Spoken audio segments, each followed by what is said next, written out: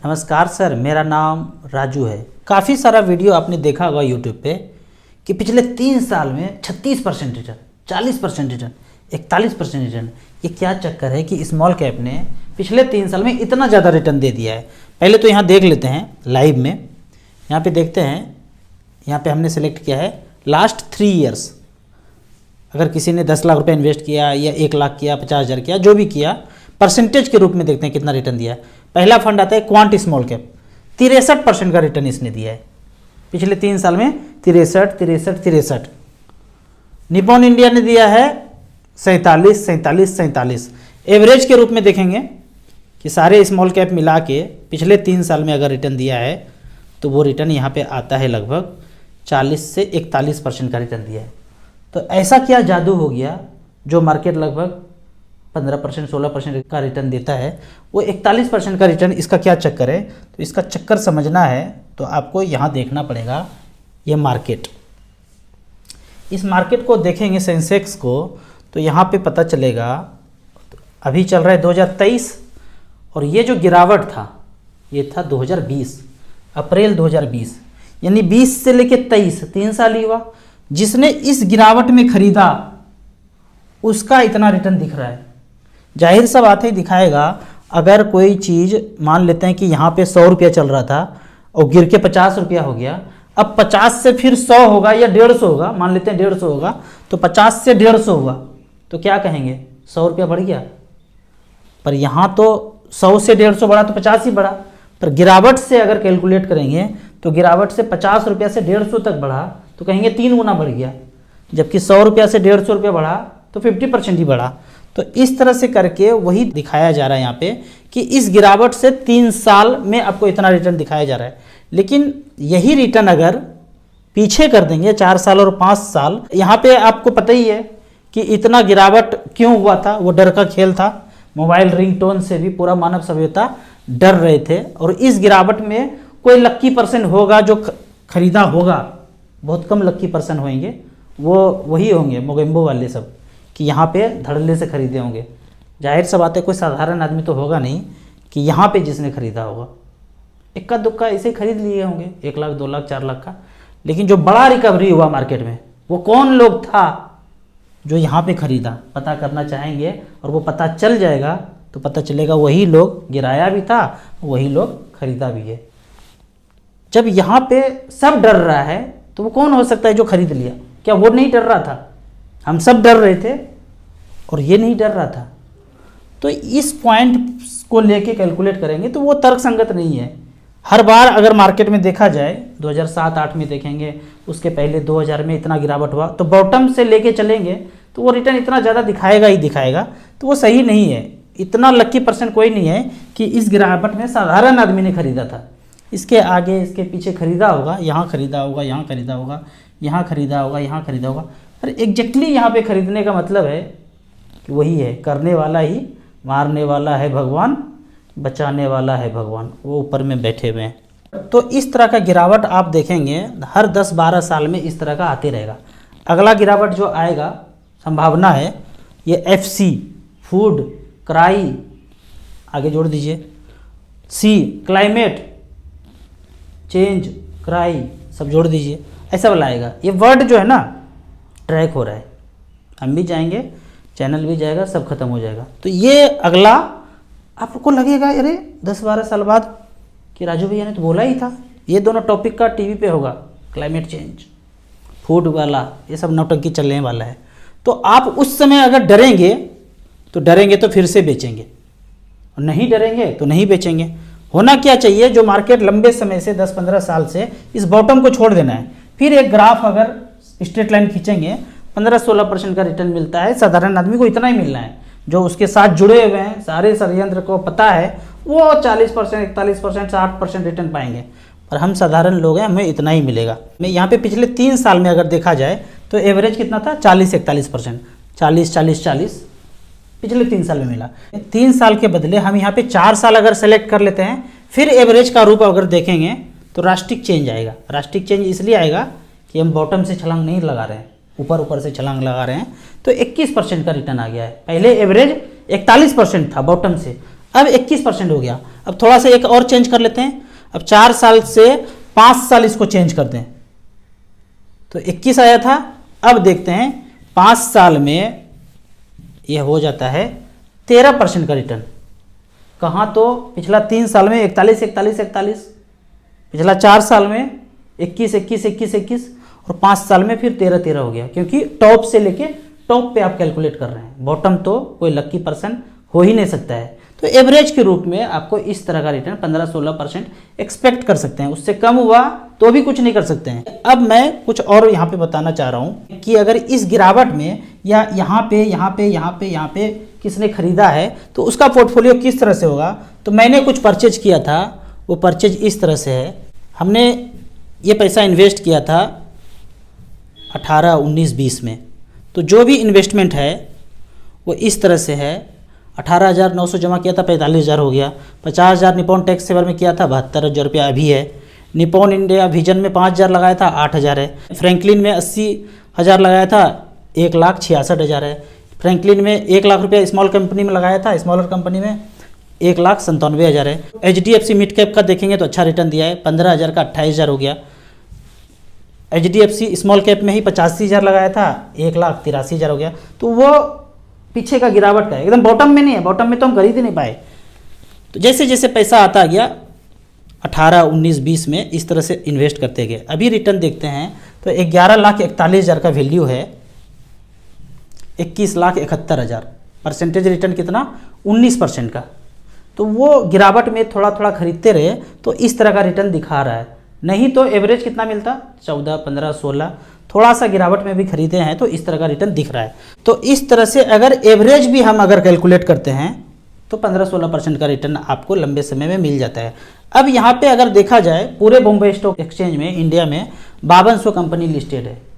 ये इतना तामझाम 44 कंपनी म्यूचुअल फंड, 52 तरह का जो है इक्विटी कैटेगरी है म्यूचुअल फंड में। मेरे समझ से एक ही फंड होना चाहिए था, one fund, Indian equity fund.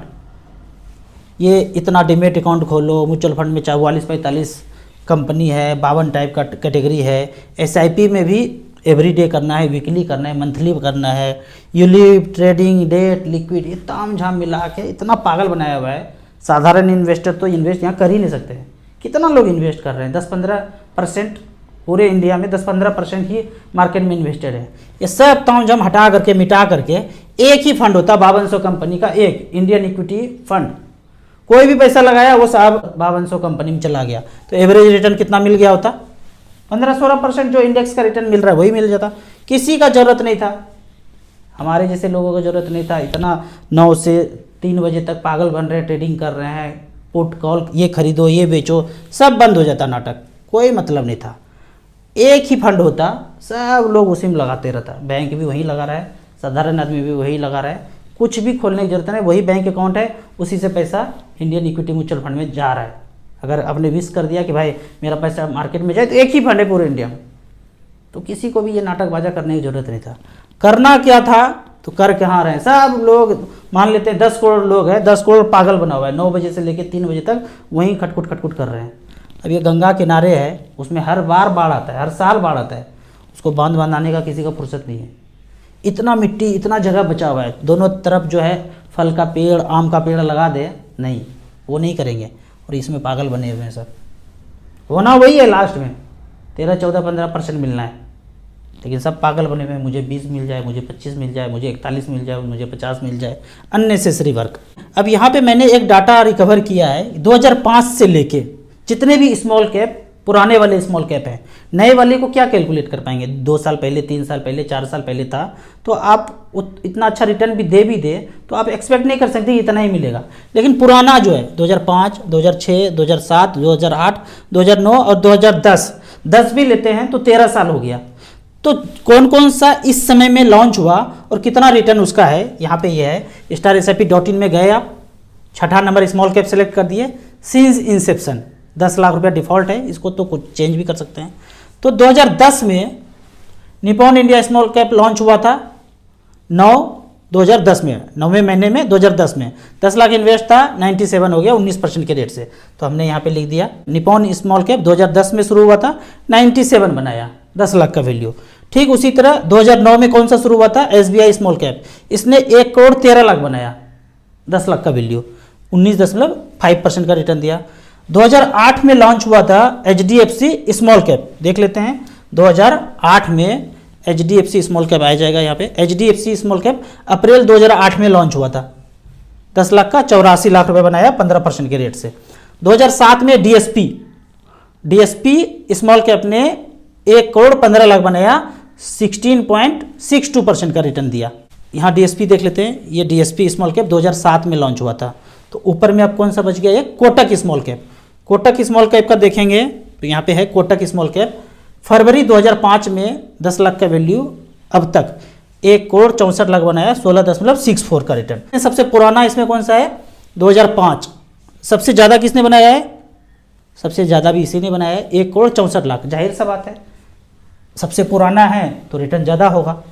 तो 16.64% के रेट से, पुराना फंड होने की वजह से 1 करोड़ 64 लाख बनाया।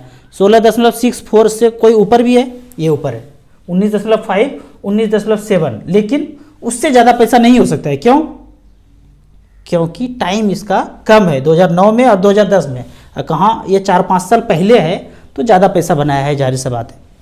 तो इस तरह से करके अब एक फंड 2007 में 2 फंड लॉन्च हुआ था।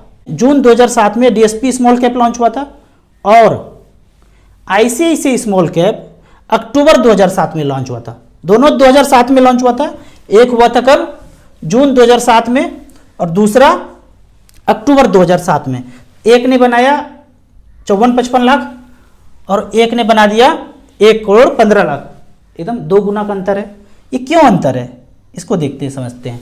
यहाँ पे आते हैं, अक्टूबर 2007 में ये जो पहाड़ दिख रहा है ना, इसे यहाँ पे 2007 में ICICI लॉन्च हुआ था। और ये कब हुआ था, DSP हुआ था जून 2007 में। तो जून कहाँ है, जून है यहाँ पे। तो जून 2007 में वही कहानी याद होगा, 2007-8 का जो बॉटम था, यहाँ पे किसी ने इन्वेस्ट किया था तो 1 करोड़ रुपया लगभग बना, और यहाँ टॉप पे किसी ने इन्वेस्ट किया तो 50 लाख रुपया लगभग बनाए। तो इस तरह से एनालाइज करेंगे तो पता हमेशा यही चलेगा, जो ज़्यादा रिटर्न दिखा रहा है वो यहाँ पे कहीं पे खरीदा गया होगा। तो क्या हम और आप इतने लकी हैं, या इतना डर को मिटा करके आगे बढ़ पाते हैं और यहाँ पे खरीद पाते हैं? अभी जो गिरावट हुआ था 10-12%, 15% जो भी हुआ है, तो क्या हम उसमें खरीद पाए? नहीं खरीद पाए, तो इस तरह का रिटर्न एक्सपेक्ट नहीं कर सकते हैं। तो एवरेज रिटर्न वही आपको 13, 14, 15 उसमें ही खरीदना है। अभी एक कमेंट सेक्शन में बेहतरीन क्वेश्चन पूछा गया है कि राजू सर, 2 क्वेश्चन है, आपने शुरू से अभी तक कितने टाइम अधिकतम कितनी तक गिरावट देख चुके हैं? मतलब डाउन होने पे आपका कहाँ से कहाँ तक देख चुके हैं, आपका पोर्टफोलियो में मतलब कितना गिरावट डाउन हुआ है, इस तरह का क्वेश्चन है। कितनी बार गिरावट देखें और आपका पोर्टफोलियो कितना पैसा गिर चुका है, कहने का सार ये है। तो यहाँ पे यही क्वेश्चन है, कितनी बार आप गिरावट देखे हैं, मतलब कितनी बार आप डरे हैं मोबाइल के रिंगटोन टाइप। तो मुझे याद आता है, मैं लगभग 3 बार इस तरह का डर देखा हूँ।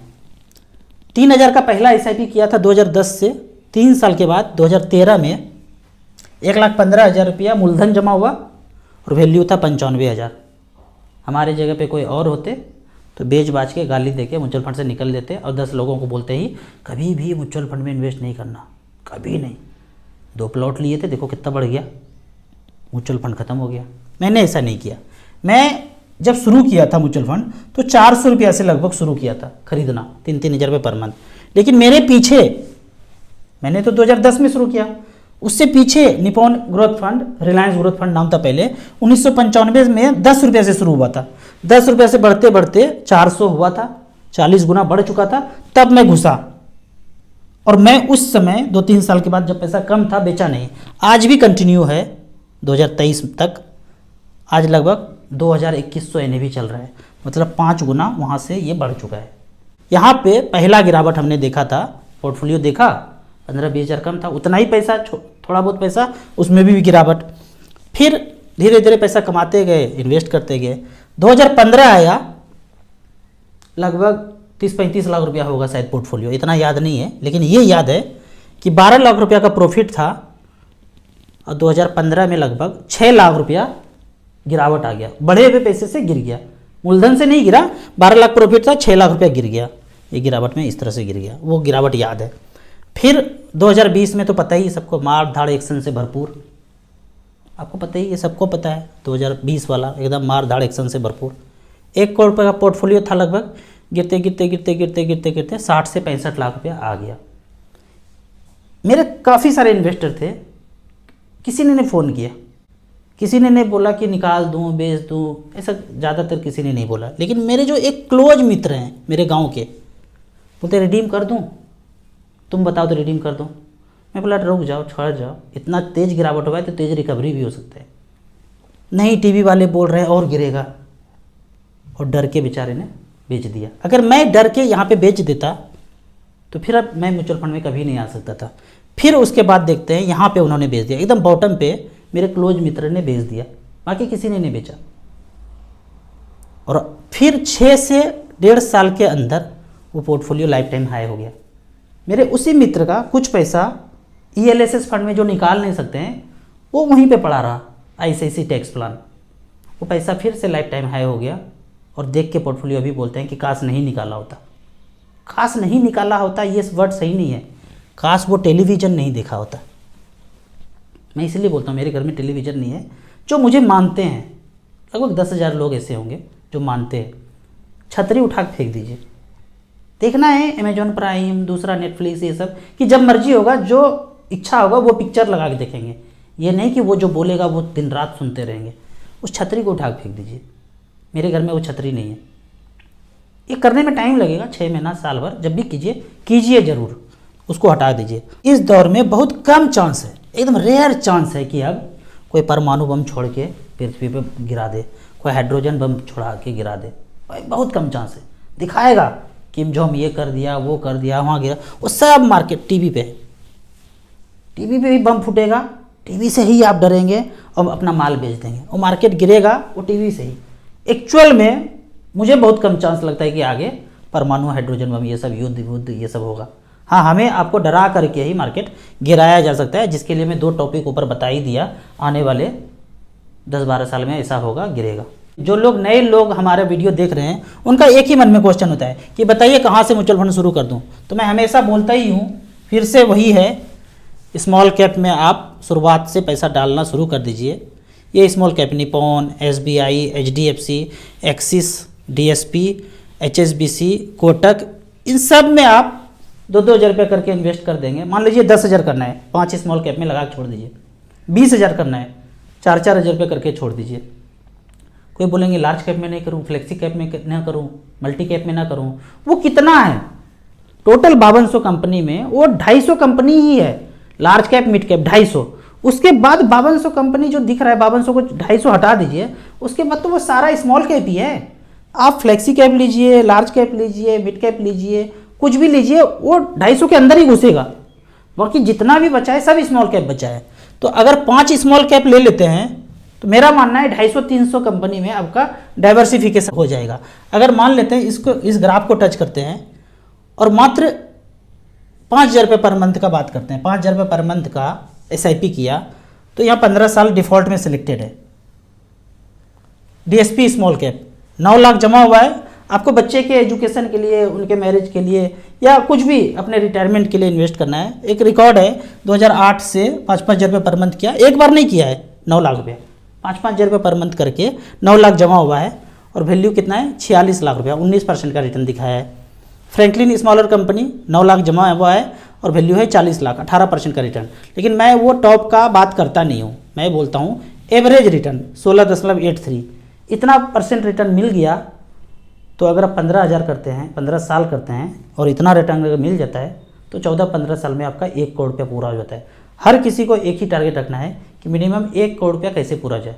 अब क्या इतना इनकम नहीं है तो 15,000 ना करके 7,500 करेंगे, 7,500 करेंगे तो 50 लाख का टारगेट आपका इजीली अचीव हो जाएगा। आपको इसी तरह म्यूचुअल फंड के बारे में और कुछ जानना है, इन्वेस्टमेंट के बारे में जानना है, तो इस नंबर पर मुझे व्हाट्सअप कर सकते हैं। आप चाहें तो म्यूचुअल फंड में अकाउंट ओपन करके मिनिमम 100 रुपये से इन्वेस्ट कर सकते हैं। मैक्सिमम का म्यूचुअल फंड में कोई लिमिट नहीं है। वीडियो अच्छा लगे तो व्हाट्सअप यूनिवर्सिटी में दोस्तों के बीच से जरूर शेयर करें। यूट्यूब पे देख रहे हैं तो लाइक एंड शेयर जरूर करें। Thank you so much.